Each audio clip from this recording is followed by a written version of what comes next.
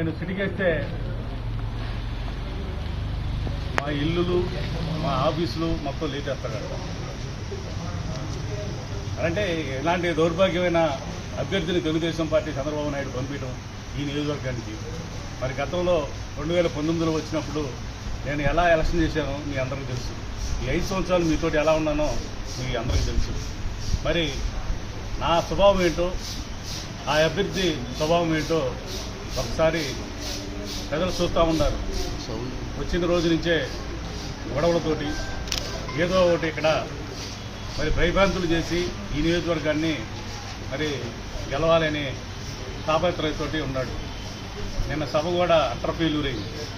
దాంతో అతనికి మరి మైండ్ పోయి ఏం చేస్తున్నాడో అతనికి మరి press meet Chandrababu Naidu press meet పెట్టమన్నాడా లేకపోతే లోన పోయిన తర్వాత ఇచ్చాడా ఏందో తెలియక అతను ప్రెస్ మీట్లు పెట్టడం ఇది రకంగా చేస్తూ ఉన్నాడు.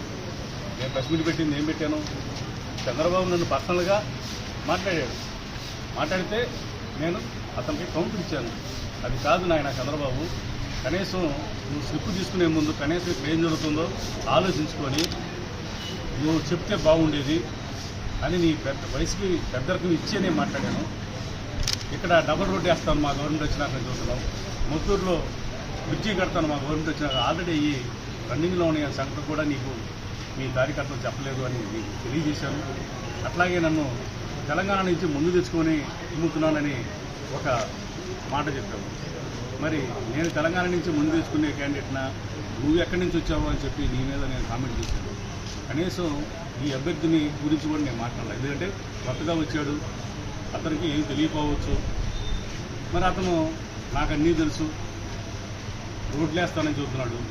మరి ఏ రోడ్డు వేస్తాడో చెప్పాలని చెప్పాను నిన్నే ప్రెస్ మీట్లో. నియోజకవర్గంలో ఏ రోడ్డు వేయాలో చెప్తే ఓకే. నేను చెప్పింది వెంకటాయపాలెం రోడ్డు ఒకటే రన్నింగ్లో ఉంది, అది ఒకటే వేయాల్సి ఉంది. మరి మిగతా రోడ్లు వేయాలి కూడా మరి అతను తెలియదని చెప్పాను నేను. అంతేగాని నేనే పర్సనల్గా నేను విమర్శించలేదే.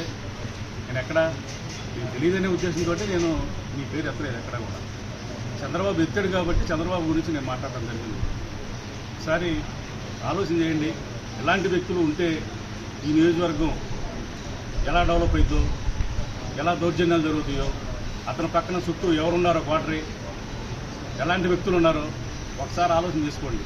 తెలుగుదేశం ప్రజలకు కూడా నాయకులు కూడా నేను చెప్పేది, మరి మీరు ఊహించినట్టుగా అతని మెంటాలిటీ అందరికీ మీకు ఇప్పటికి తెలిసి మీరే చెప్పుకుంటూ ఉన్నారు.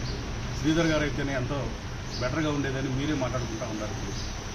మీరు ఒకసారి పునరాలోచన చేసుకోవాలి. మీరే చేసుకొని మరి ఎలాంటి వాళ్ళు గెలిస్తే నియోజకవర్గం ఎంత దౌర్భాగ్యమైన పరిస్థితిలోకి వెళ్ళేదో ఒకసారి ఆలోచన చేయండి. మరి డెవలప్మెంట్ జరుగుతుంది ఇప్పుడే పెదకూరపాడు నియోజకవర్గం కాదని చెప్పి వచ్చేస్తున్న తెలుగుదేశం నాయకులు చేస్తాం.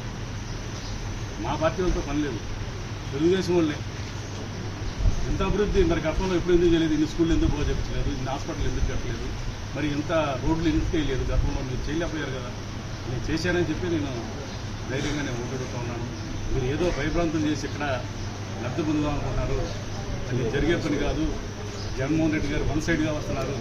వచ్చిన తర్వాత ఎవరెవరు జాతకాలు ఏంటి అనేది తర్వాత బయటపడతాయి. మీరందరూ కూడా మరి చూస్తూ ఉన్నారు. ప్రజలు పెదకూరపాడు ప్రజలు మీకు ఎలా బుద్ధి చెప్పాలో అలా బుద్ధి చెప్పాలి.